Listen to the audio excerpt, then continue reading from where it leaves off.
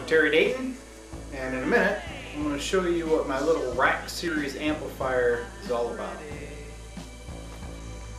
Okay, well this is what I call an inline 5-watt amplifier.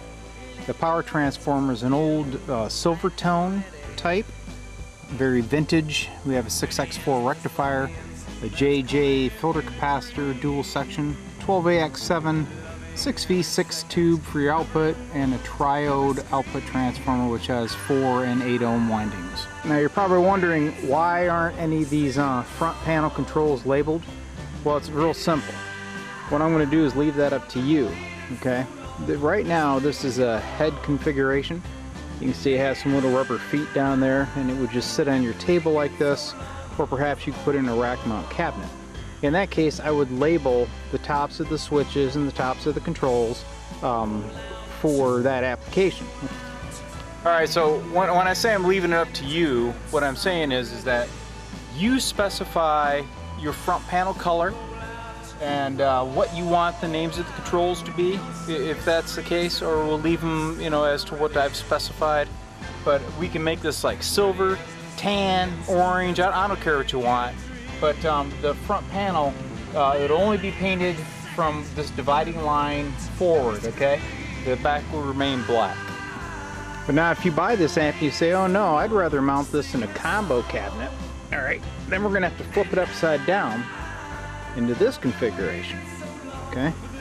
In this case, your controls would be labeled on the bottom side, of course with the lettering up so you can read it, and these rubber feet would be removed, okay? So that you can pop this jobber into your cabinet. This is a standard 19-inch rack mount cabinet. The dimensions from the inner edges here, oops, you can't see my fingers, the inner edge here to here is about 17¼ and she's about 4 inches deep, okay? So you got these nice tabs here. If you build a cabinet, this thing would slide right in there. Alright, so now I'll run through the control lineup here. You have a little neon lamp here for power. This is your power on-off switch. This switch is kind of dual purpose. It's your standby switch. Alright, so in the middle position, it's in standby. When you go up, it actually puts the tube rectifier in line. And when you flip her down, there's a pair of diodes underneath that it incorporates for your high voltage, which steps up the high voltage about 20 volts. It's your input jack for your guitar.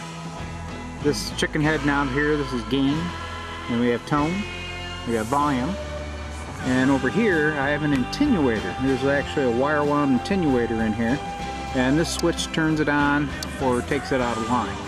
And that attenuator works with both your headphone and the 8 ohm output for your speaker. It does not affect the 4 ohm output.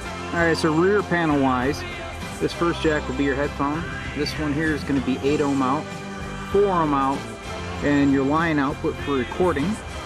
This little old porcelain crystal jack is your bias test point. So you put your meter right across there, and then you adjust your pot for your bias. Right now I've got it set for about 35 milliamps. And then you got the locking nut that you tighten up when you're done. And over here is your power input for your AC line cord.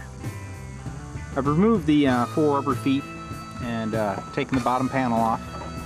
Just to give you a bottom side shot. Alright, this power supply runs a choke input, okay, to the filter cap. So it's very, very quiet. I use spray orange drop caps. The circuit board here houses the 4 output jacks that you saw. And then you have your attenuator up here, and there's a big old load resistor, alright? So when you hook up your headphones, even if you got like 100 ohm headphones, this 8 ohm resistor in combination with the L-pad maintains the proper load on the output transformer. So it doesn't overheat, and it also gives you the right sound. Okay, one other piece of information I do want to pass on is this amplifier, the configuration was requested by a fellow about 6 months ago, and I built the amp, and then he never followed through purchasing it.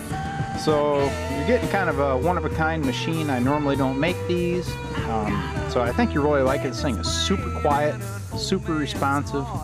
One other thing that could be done by request is I can add another input jack here whether that be a 1/4 inch jack or a 1/8 inch type for an iPod or CD player, whatever you want.